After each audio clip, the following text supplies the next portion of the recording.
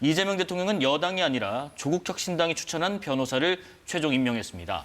여당에서 전 변호사를 후보로 올린 것에 이 대통령부터 여당 내에서도 비판 목소리가 커지고 있는데 전 변호사는 다른 이력보다도 이 대북송금 사건 관련 쌍방울 김성태 전 회장이 포함된 변호인단 소속이었습니다.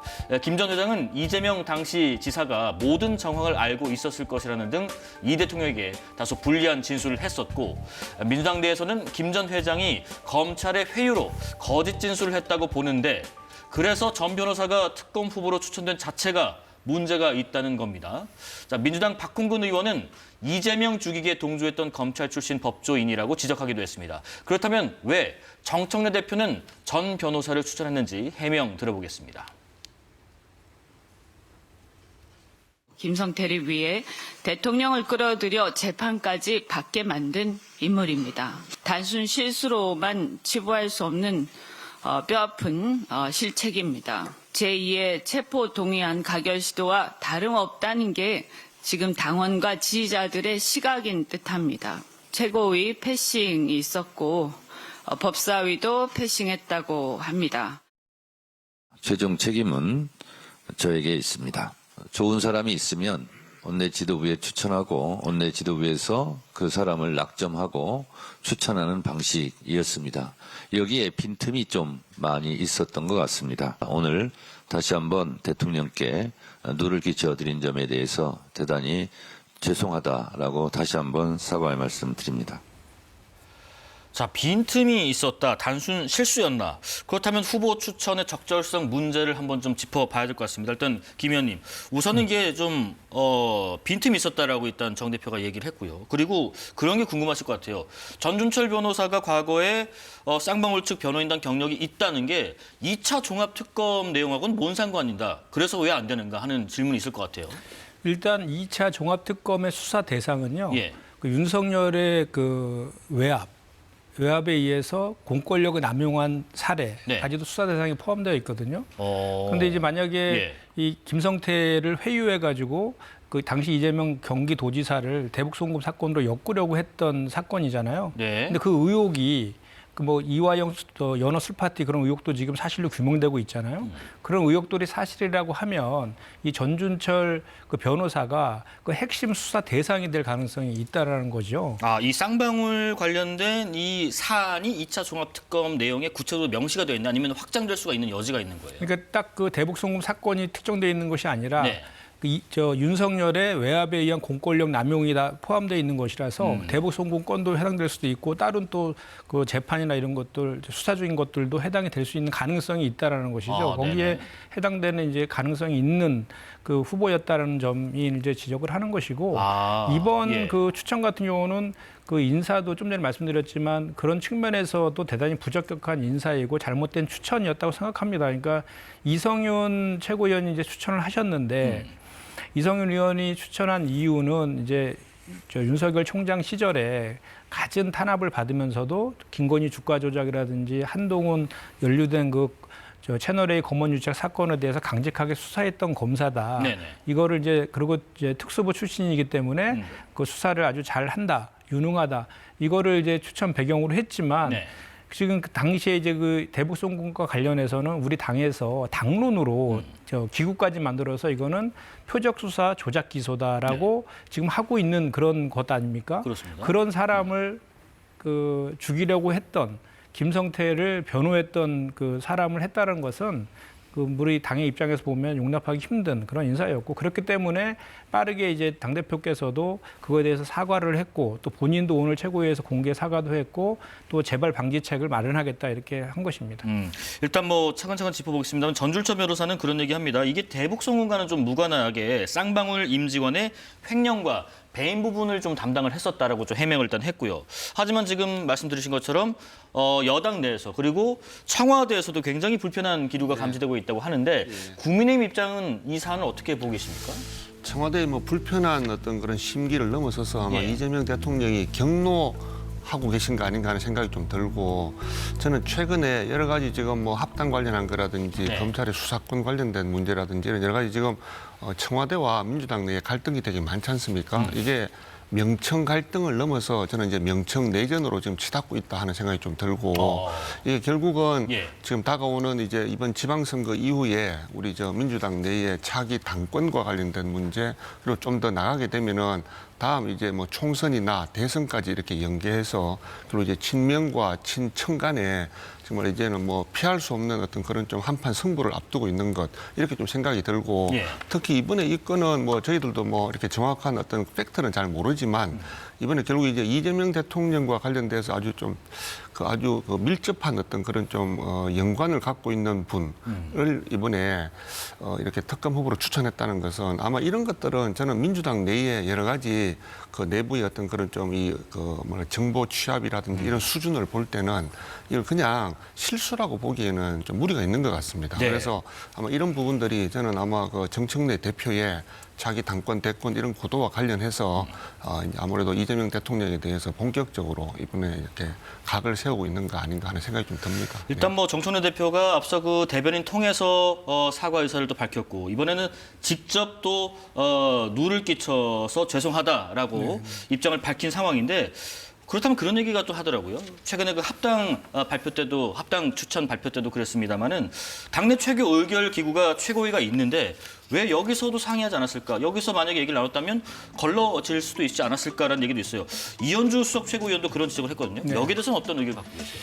그러니까 이제 그런 부분이 지금 아쉬운 점으로 지적이 되고 예. 그래서 사과한 것이죠, 사실은. 근데 당내에서는 이제 공직자 추천위원회가 있거든요. 예. 근데 공직자 추천위원회는 주로 이제 정부 기구의 위원으로 들어가는 경우에 뭐 박미통위원이라든지 국민권익위원이라든지 상임위원이라든지 또는 감사원의 뭐 위원 추천하는 그런 경우에는 공직자 추천위원회가 구성되어 있어서 거기에 절차를 거쳐서 이제 추천을 하는 그런 프로세스가 있는데 이 특검 같은 경우는 이번에는 그런 것이 작동되지 않았던 것이죠. 그래서 아마 당대표께서는 지금 그 이성윤 최고위원이 이제 검사 출신이기도 하고 이번에 2차 종합특검을 대표 발의했잖아요. 그렇기 때문에 이제 그 내용들도 잘 알고 또 그 이번에 2차 종합특검 같은 경우는 세 개의 특검을 미진한 것을 다 수사해야 되는 것이기 때문에 네. 좀 수사 경험이 많고 그쪽에 좀 유능한 그런 이제 그 특검이 필요해서 특수부 출신의 이제 그 검사 출신 법조인을 이제 추천한 것인데 그런 절차들이 생략해서 이제 이성윤 의원이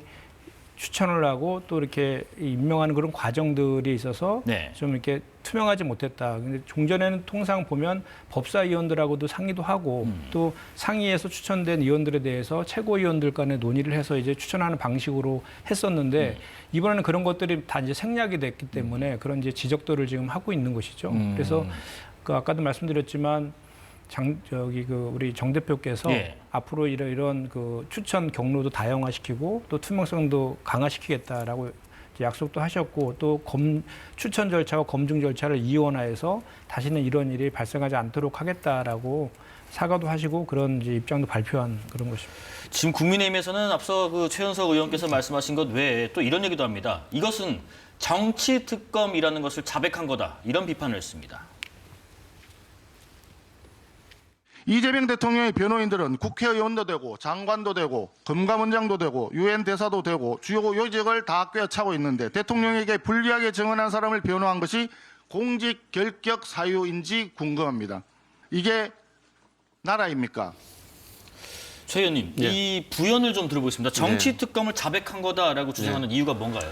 원래 이제 우리가 특검이라고 하는 걸 임명할 때는 그 이제 수사 대상의 어떤 그런 성격이나 이런 걸 가지고 이 특검이 자질과 능력을 잘 갖추고 있는가 이게 가장 중요한 거 아니겠습니까? 예. 그런데 이번에 보면 이 특검과 관련된 후보의 어떤 그런 판단 기준에 있어서 대통령과 관련된 근데 대통령과 관련된 어떤 사람을 변호했다는 이유만으로 이번에 특검의 어떤 그런 좀 이렇게 후보 대상에서 완전히 배제하는 것 이런 것들을 보면 결국 이번에도 이렇게 이제 소위 2차 종합 특검의 특검도 결국은 코드 인사나 정실 인사 이런 것들을 미리 염두에 두고 이렇게 진행했던 거 아닌가 하는 그런 의심을 충분히 줄 수 있는 거죠. 왜냐하면 이 쌍방울 특검하고 지금 이번에 2차 종합 특검하고는 아까 우리 뭐 존경하는 김현정 의원님이 말씀하셨지만 이렇게 직접적인 관련이 있다고 보기는 어렵습니다. 아, 그래요? 예, 그래서 저는 이번에 이 특검을 임명하는 과정에서 이재명 대통령이 좀 이렇게 뭔가 약한 고리 이런 것들에 대해서 관여했다는 이런 이유만으로 특검 대상에서 이렇게 배제하는 것 자체가 이번에 특검의 어떤 그런 좀 임명이나 이런 과정이 뭔가 이렇게 투명하지 않다 하는 이런 것들을 저는 충분히 국민 여러분들이 이렇게 아실 수 있을 거라고 봅니다. 아, 이 대통령의 입장에서는 불리할 수 있는 내지는 뭐 심기를 건드릴 수 있는 그런 인사를 추천한 것 자체에서 배제한다. 이것은 정치특검 아니냐.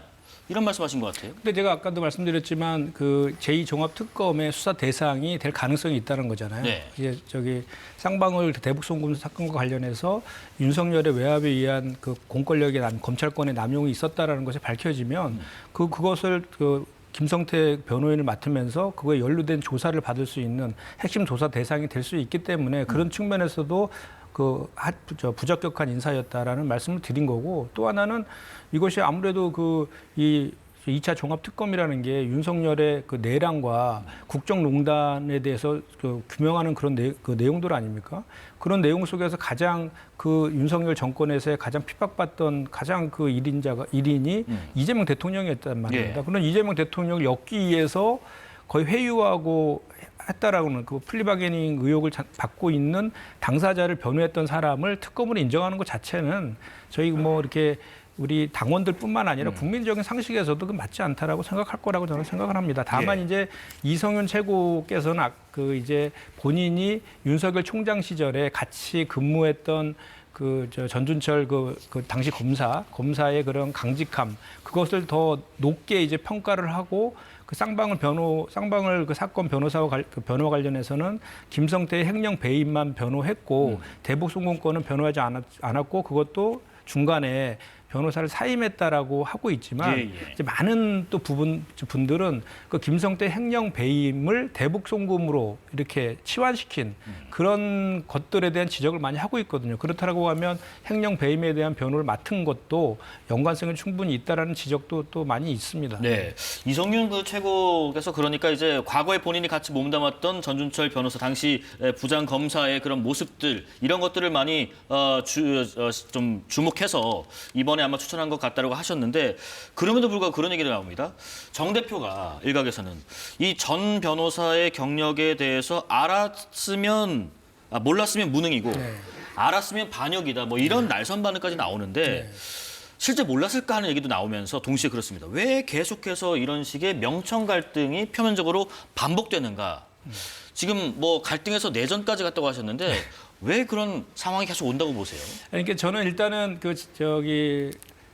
정청래 대표가 몰랐다고 지금 공식적으로는 하고 있기 때문에 그거에 대해서 뭐 제가 그 속을 알 수는 없는 거니까 그렇게 공식적으로 한 것을 좀 믿을 수밖에 없고요. 그다음에 저는 명청 갈등 이거는 그 명백한 그 프레임이라고 저는 생각을 해요. 그래요? 예. 그리고 항상 우리가 당정대의 그 원팀 원보이스를 강조하면서 그 이재명 정부의 성공을 뒷받침하는 게 우리 당의 가장 큰 목표다라는 얘기를 항상 하고 있잖아요. 그러니까 다만 이제 그 가끔씩 일어나는 이제 엇박자 같은 경우에는 우리 그 더불어민주당 당하고 그 청와대 간의 그 역할의 차이에서 좀 기인한 측면이 있습니다. 그러니까 대통령은 전체 국민에 대한 그 대통령이잖아요. 그렇기 때문에 통합을 좀 많이 강조하는 그런 이제 기조를 가지고 국정 운영을 하는 것이고, 우리 민주당 같은 경우는 또 우리 당원 주권 시대를 맞아서 당원들이 이제 갈망하고 있는 개혁 법안이라든지 또는 뭐 그런 그 법제도 개선 이런 것들을 또 추동해 나가야 되는 또 역할이 있는 것이거든요. 네네. 그런 걸 하다 보니까 이제 가끔가다 이제 그 국정과 관련해서 대통령이 순방 성과라든지 또는 코스피 5천이라든지 이런 주요한 시점에 당에서 이제 뭔가 새로운 것들을 이렇게 발표하면서 그걸 희소시키고 있다라는 이제 지적이 있는 것인데 또 가만히 생각해 보면 그 시점이 아니면 또 뭐든지 다 이렇게 딱 적정한 타임들이 있잖아요. 그 타임을 또 놓칠 수도 있고 해서 그런 과정 속에서 이제 그런 약간 엇박자 이런 얘기들이 나오고 있는 것인데 이제 그것들도 하나하나 이제 저희가 이제 극복해 나가는 그 과정이다라고 저는 생각하고요.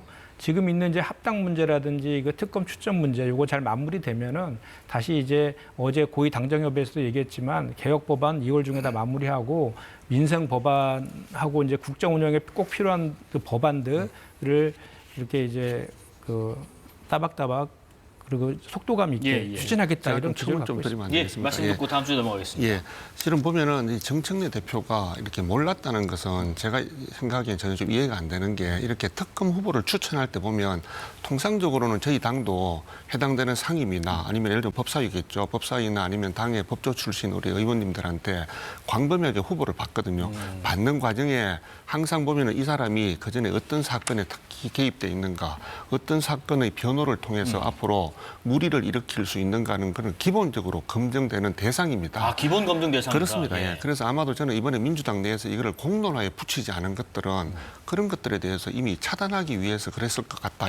왜냐하면 민주당도 이렇게 우리나라 일당이고 네. 지금 여당인데 이렇게 통상적으로 특검 후보를 추천할 때 그런 절차를 당연히 거쳤을 거고 예. 이 사람이 과거에 맡았던 사건, 맡았던 변호 이런 것들은 다 기본적으로 검증하는 게 일반적인 프로세스입니다. 그런데 예. 그런 프로세스를 거치지 않으려고 아마도 이렇게 밀실에서 조용히 특검 후보를 결정했을 수 있다. 저는 그렇게 좀 생각이 들고 네. 그렇기 때문에 이거는 뭐 아마 정청래 대표가 몰랐다기보다는 그런 사후에 아마 좀 핑계 대시는 게 아닌가 하는 생각이 들고 결국 저는 지금 민생이 정말 어렵지 않습니까? 대미 관세 협상도 그렇고 환율, 물가, 부동산 문제 이럴 때 정부 집권 여당이 좀 내부적으로 민생이 좀 이렇게 주력하는 어떤 그런 모습을 보여야 되는데 네. 이런 것들이 이렇게 당 내전으로 청와대와 민주당 간에 이런 막 그런 내전 상황으로 치닫는 걸 우리 일반 국민들이 보면 얼마나 불안해하실까 하는 이런 생각이 좀 듭니다. 김 의원님께서 그 특검 그리고 또 합당 문제도 이제 잘 정리가 되면 방금 말씀인 그런 현안들도 잘 법안 처리가 될 것이라 하셨는데